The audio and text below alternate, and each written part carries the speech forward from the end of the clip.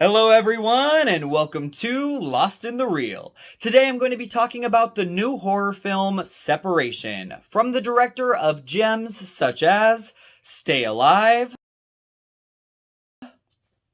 The Devil Inside, The Boy, and Brahms the Boy 2. So honestly, when I looked at this director's filmography, you couldn't blame me for my expectations for this movie taking a huge nosedive. Does William Brent Bell make up for his past films with Separation, or has he created another stinker? Let's talk about it.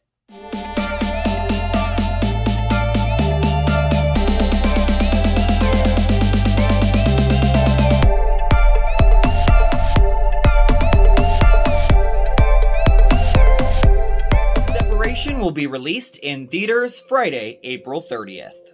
The film is directed by William Brent Bell and written by Nick Amadeus and Josh Braun. It stars Rupert Friend, Mamie Gummer, Madeline Brewer, Violet McGraw, and Brian Cox.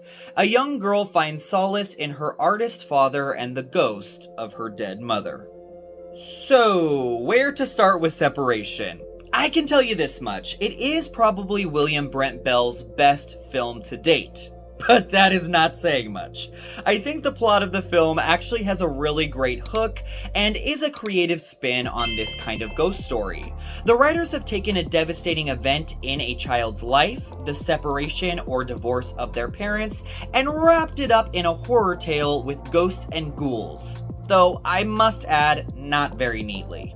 Maggie and Jeff have been fighting non-stop. Mostly about his inability to hold a job. He is a struggling artist that can't let go of characters that he created long ago, and at one time was creating a puppet show surrounding them. While Jeff hides away, scribbling drawings at home, Maggie has been working for her father and never gets time for their daughter Jenny. One day, Maggie comes home and Jenny has taken a nasty fall under the watch of Jeff and their babysitter, Samantha.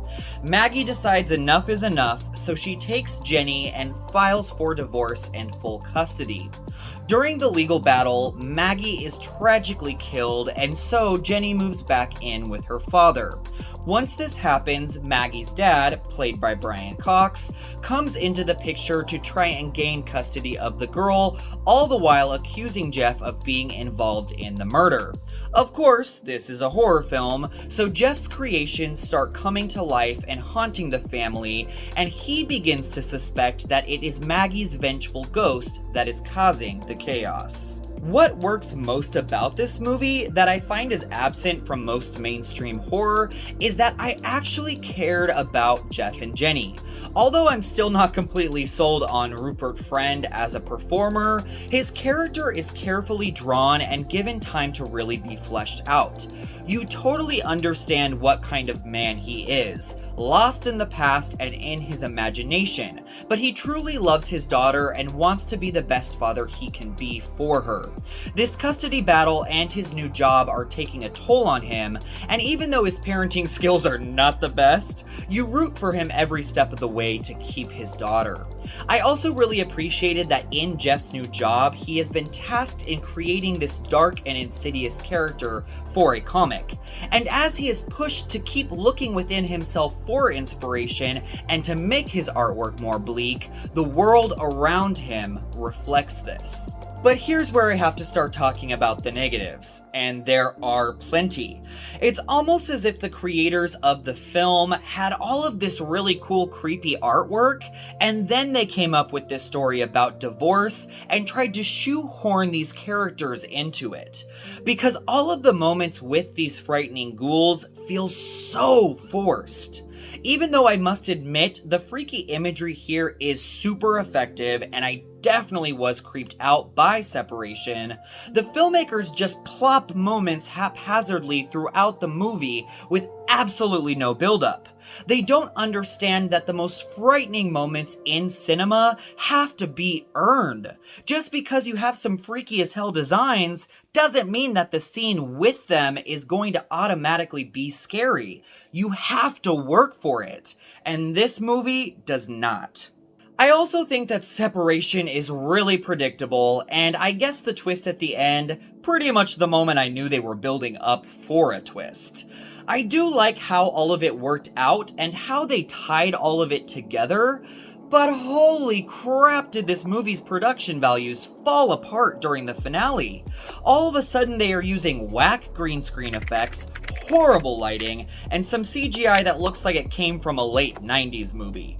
I honestly was shocked at how shoddily put together this was, and that they are going ahead and releasing it this way. I wish they would have spent a little more money and time in post-production to finish it off right, because what is written in the script isn't half bad. The execution is what kills it. So I will be giving Separation 2.5 creepy marionettes out of 5.